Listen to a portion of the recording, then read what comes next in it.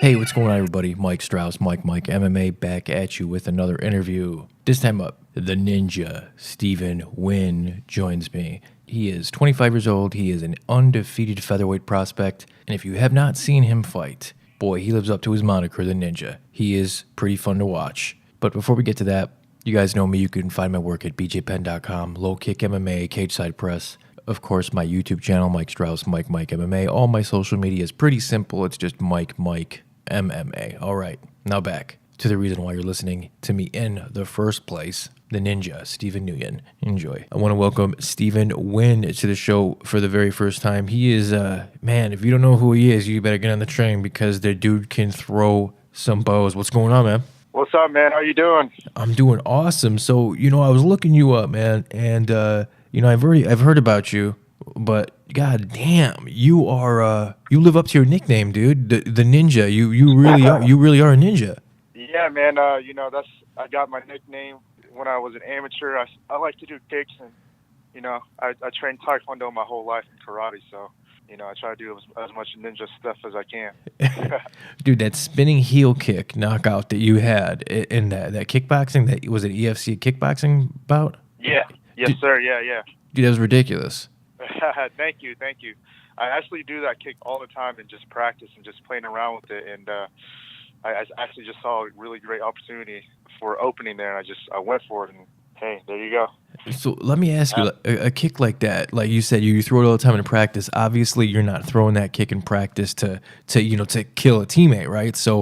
Right. So how do you gauge like how to throw that in a real fight? Is it just like feel? Yeah, it's all feel. I mean, like I said, I've grown up doing Taekwondo, so I just know the timing and when to throw it. During that fight, I felt him move to the left, so that's when I threw it, and he kind of just ran into the heel, actually. Yeah. In practice, obviously I have control, and I'm not throwing it at 100% or whatever. But yeah, in that fight, I just felt it coming, and that was the first time I ever landed in a fight. It was pretty dope. So it was deadly. If someone's listening, they don't know what we're talking about, go Google it or YouTube it. It's ridiculous. But the last time you had a fight was just about a year ago, right? April 7th of last year. You defeated Aaron Roberson via guillotine in the first round. What's been going on since? Have you just been doing the kickboxing? So since that fight, I've just been kind of wanting to focus on getting better and focusing on some things here and there, like just on my own personal game, just focusing on getting bigger, stronger, getting my ground game better, my striking.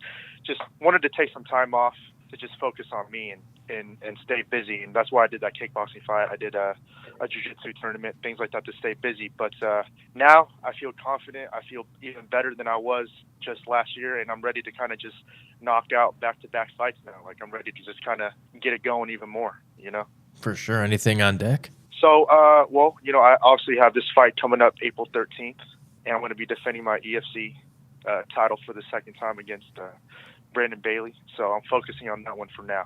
No, now let me ask you, man. When you're not training, I'm sure, obviously this is a full-time thing for you. But when you're not training, what do you do for fun to try to unwind? Are you a video game guy? Do you just like to kick it? Your family? What is your thing? I'm one of those guys that really likes to travel. So like when I'm not training for a fight, like I like to travel to other places and train and just see new things. And I'm a pretty adventurous person, so I'm always up to try something different and something new and see new things.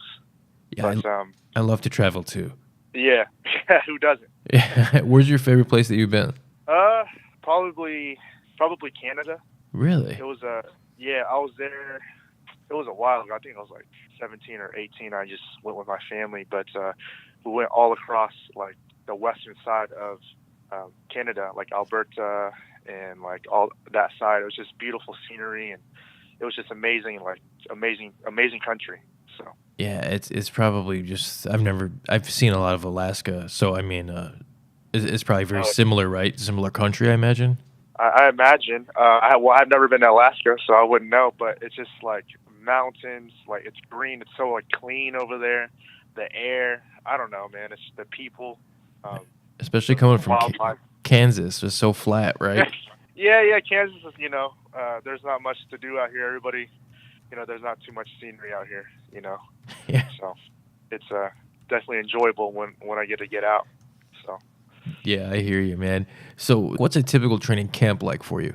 Well, actually, so usually for my MMA fights, particularly, I actually usually travel down to Texas and I train with Fortis MMA. Oh, very With cool. Yeah, Fortis MMA. One of my really good friends, Miles Johns, he's actually from Kansas, and he moved down there, and I got connected with him, and I got connected with Saif, the coach there, and their team is building rapidly right now, For and sure. I usually do most of my camps there, but this time around, I kind of stuck to my roots. I stayed here to do most of the camp. I got a couple guys that are here that are new, and also some guys that came back actually from Oklahoma to train with us. So I just decided to stay here and train with some of my old teammates that I haven't trained with in a while. And honestly, my training camp's been great. I train twice a day, hard, and it just depends on the day, But I train usually just twice a day. Take the weekends off for the most part, and just grind, man. Just grind, grind, grind. This is what I do. I live for this. So. Man, no, definitely. And at 25 years old, it sounds like you already have one of the hardest parts figured out. The seems like the mental game is definitely one of your strong points. Is that something that having martial arts your whole life, is that something that is just ingrained in your DNA, man? I feel so. I've been just competing in martial arts my whole life. Like wrestling in high school is probably one of the pinnacles of just kind of my mindset and where I've transformed as a person.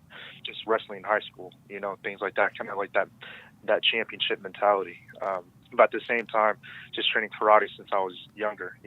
So I just been kind of competing my whole life, and I was kind of exposed to it at a young age, and I just understand it. And I'm still growing as a fighter.